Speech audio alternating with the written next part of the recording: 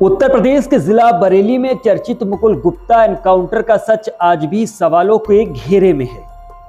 साल 2007 में हुए इस एनकाउंटर में अब लगभग सभी आरोपियों को क्लीन चिट मिल चुकी है। सीबीआई जैसी बड़ी एजेंसी की जांच के बावजूद कई सवाल अनसुलझे रह गए हैं।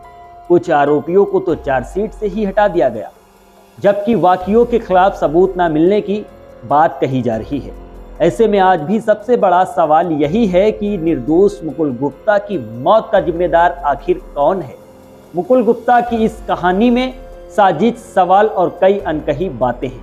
तो चलिए जानते हैं आखिर क्या था पूरा सच और क्यों हुआ था ये एनकाउंटर। मुकुल गुप्ता बदायूं के रहने वाले रिटायर्ड इंजीनियर विजेंद्र गुप्ता के बेटे थे। मुकुल के एनकाउंटर की लड़ाई लड़ रहे इंजीनियर विजेंद्र गुप्ता और उनकी पत्नी सन्नो गुप्ता की भी उनके घर में हत्या कर दी गई।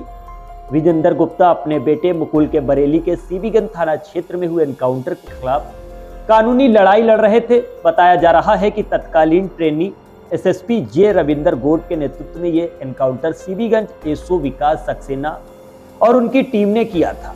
तब पुलिस टीम ने मुकुल को लुटेरा बताया था, जबकि पहचान के दौरान साफ हुआ कि वो पढ़े लिखे थे और बरेली की एक दवा कंपनी में एमआर थे। पुलिस ने उस वक्त रिपोर्ट तक दर्ज नहीं की तो विजेंद्र गुप्ता ने कोर्ट की शरण ली। एफआईआर लगाई गई तो उसे चुनौती दी।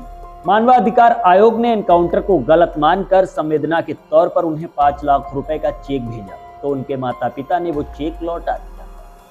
पिता का कहना था कि बेटे का सिर्फ इंसाफ चाहिए, पैसे की जरूरत नहीं है। उस वक्त एनकाउंटर पर सवाल उठाते हुए मुकुल गुप्ता ने कहा था कि 30 जून 2007 की सुबह मुकुल रिक्शे में सवार होकर निकले थे। रास्ते में कोतवाली के दरोगा ने मिली भगत करके रिक्शा रुकवाया और मुकुल से मोबाइल व 1 लाख रुपए लूट लिए। इसके बाद उसे आईपीएस अधिकारी के हवाले कर दिया गया। पुलिस टीम ने मुकुल को फतेहगंज क्षेत्र के रुकुमपुर माघो पीड़ रेलवे स्टेशन के पास टाटा सूमो में बैठाकर AK-47 से अंधाधुंध फायरिंग करके उसकी हत्या कर दी।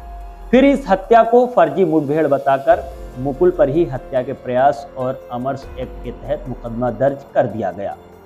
इस केस में विजेंद्र गुप्ता ने निष्पक्ष जांच के लिए हाई कोर्ट का रुख किया। कोर्ट के आदेश पर साल 2010 में सीबीआई ने जांच शुरू की और 17 जून 2010 को मामला दर्ज किया गया। जांच के बाद सीबीआई ने 20 अगस्त 2014 को अदालत में आरोप पत्र दाखिल किया गया था। मुकदमे के दौरान आरोपियों में से एक दरोगा और 2 सिपाही की मृत्यु हो गई थी। बचाव पक्ष के वकील विशाल कल्याणी का कहना है कि आरोपियों के खिलाफ पर्याप्त साक्ष्य न होने के कारण अदालत ने सभी को बरी कर दिया है। कोर्ट से लेकर पुलिस अफसरों की चौखट तक भटकते रहे विजेंद्र गुप्ता के सिर पर बेटे के हत्यारोपियों की सजा दिलाने की धुन सवार। इससे कम उन्हें कुछ भी मंजूर नहीं था। उन्होंने पत्रकारों से कई बार कहा था कि केस में पैरवी न करने को लेकर उनको प्रलोभन दिए जा रहे हैं, यानी मोटी मोटी रकम दी जा रही है।